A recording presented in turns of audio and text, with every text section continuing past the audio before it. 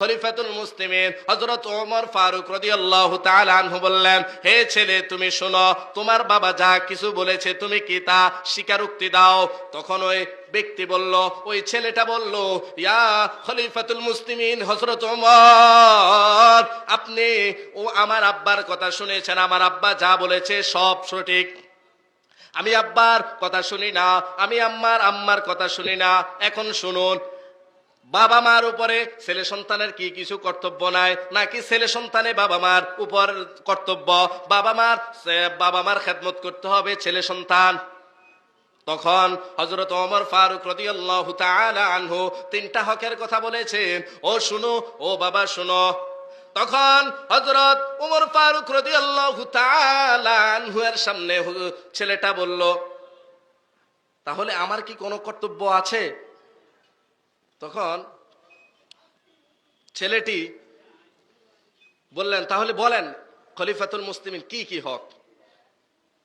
এক নাম্বার বলেছে, তোমার এক মা যাকে বিবাহ করেছে তোমার বাবা, একটা ভালো মেয়ে দেখে বিবাহ করতে হবে। দুই নাম্বার, তার একটা সুন্দর নাম রাখতে হবে।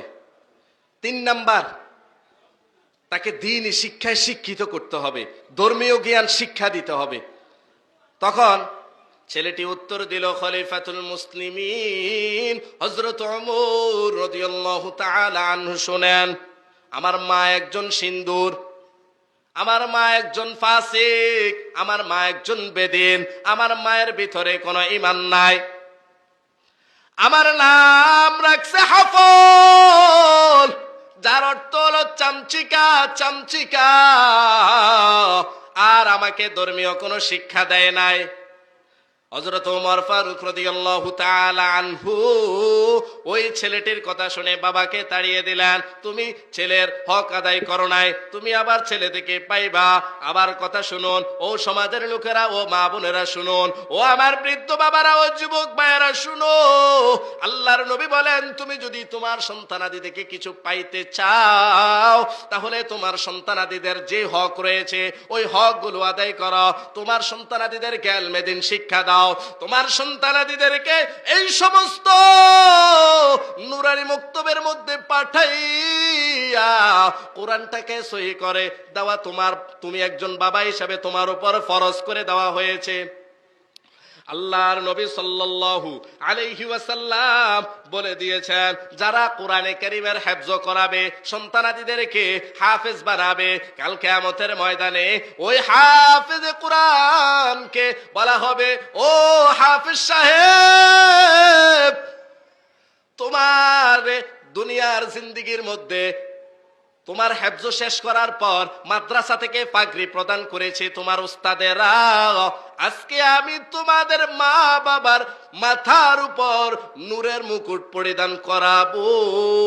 অতএব যারা কোরআনে কারীমের হিফজ করেছে এবং সন্তানাদিদেরকে মাদ্রাসায় ভর্তি করিয়ে নিজেও কোরআন শিক্ষা করার চেষ্টা করেছে, সন্তানাদিদেরকেও কোরআনের শিক্ষা দেওয়ার জন্য চেষ্টা করেছে, কার যারা কোরআনের বিধিবিধান হুকুম আহকাম গুলো মেনেছে চলেছে, আল্লাহর নবী বলেন, ইউকারনি সাহিবিল কুরআন ওয়ারতাকি ওয়ারাতিল কামা কুনতা তুরাতিলু ফিদ দুনিয়া ফাইন্না মানজিলাকা ইনদা আখিরি আয়াতিন তাকরাউহা।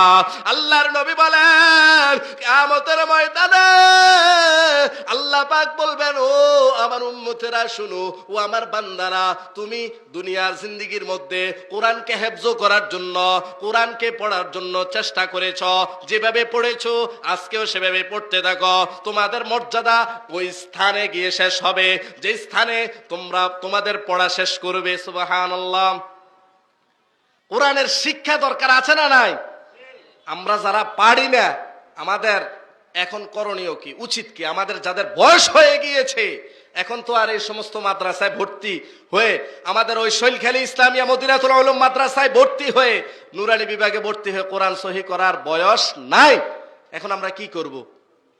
এখন আমাদের করণীয় হচ্ছে, স্থানীয় যারা ওলামায়ে কেরাম রয়েছেন, যারা ইমাম রয়েছেন, খতিব রয়েছেন, বড় বড় হক্কানি ওলামায়ে কেরাম রয়েছেন, তাদের সান্নিধ্য গিয়ে তাদের কাছে দুঃখ প্রকাশ করে বলবেন, হুজুর আমি তো বয়স হয়ে গিয়েছে, শিখতে পারি নাই, এখন আমার এই সূরাটা হয় কিনা, আমার এই দোয়াটা হয় কিনা। আমার জিন্দেগির মধ্যে এত নামাজ পড়েছি, আমার আজকেও সূরা ফাতিহাটা সঠিক হচ্ছে না, আমার দোয়া দুরূদ গুলো হচ্ছে না। আমি জানাজার নামাজ এত বছর পড়ে আসছি, জানাজার মধ্যে কি করতে হয় তাও জানি না। এখন আমার একটু শিখাই দেন। ওলামায়ে কেরামদের সাথে যারা সম্পর্ক করে শিখবে তারা কিয়ামতের ময়দানে এই মর্যাদার আসনে আসীন হবে।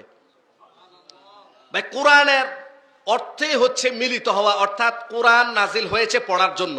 কোরআনের এক অর্থ মিলিত হওয়া, আরেক অর্থ হচ্ছে পড়া। কোরআন নাজিল হয়েছে কিসের জন্য?